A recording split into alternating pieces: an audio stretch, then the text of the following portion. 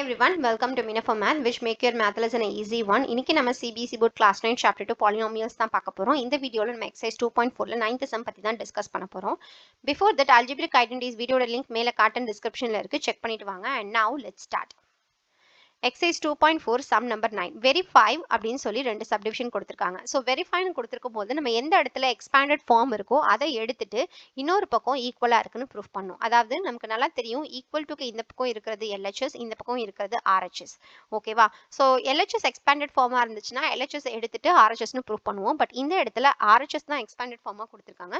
So first RHS எடுத்து எழுதலாம். RHSல இருந்து நம்ம அப்படியே சார்ட் அவுட் பண்ணி LHS கொண்டு வர போறோம். ஓகேவா?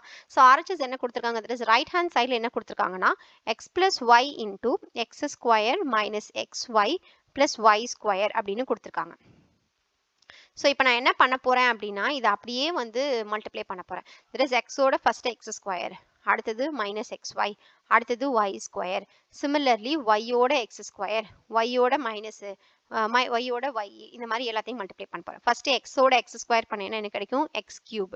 அடுத்தது எக்ஸோட மைனஸ் XY பண்ணேன்னா மைனஸ் சைன் மைன் கிடைக்கும். எக்ஸ் இன்டூ ஒய்னும் போது எக்ஸ் ஸ்கொயர் ஒய்னு கிடைக்கும். அடுத்தது எக்ஸோட ஒய் ஸ்கொயர் பண்ணும்போது பிளஸ் எக்ஸ் ஒய் ஸ்கொயர்னு கிடைக்கும். அகெயின் ஒய்யோட எக்ஸ் பண்ணும்போது எக்ஸ் ஸ்கொயர் பண்ணும்போது பிளஸ் எக்ஸ் ஸ்கொயர் ஒய்னு கிடைக்குது. ஒய்யோட மைனஸ் XY பண்ணும்போது மைனஸ் எக்ஸ் ஒய் ஸ்கொயர்னு கிடைக்குது.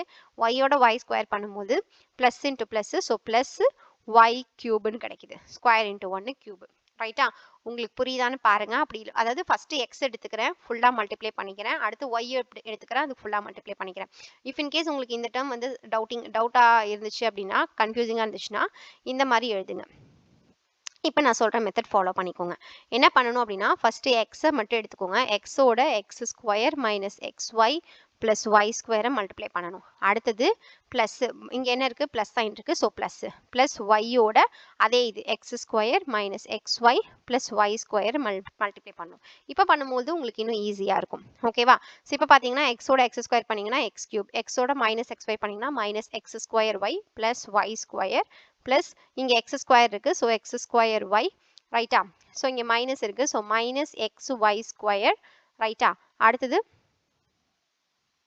இந்த இடத்துல வந்துட்டு சாரி, இந்த இடத்துல எக்ஸ் ஒய் ஸ்கொயர் வரணும்.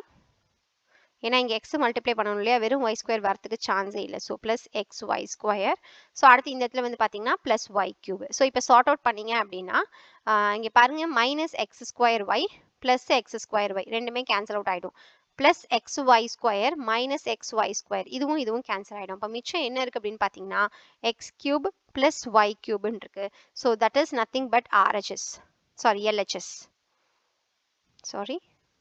ஸோ நத்திங் பட் LHS அப்படின்னு ப்ரூஃப் பண்ணிடுறோம், வெரிஃபை பண்ணிடுறோம். புரிஞ்சுதா?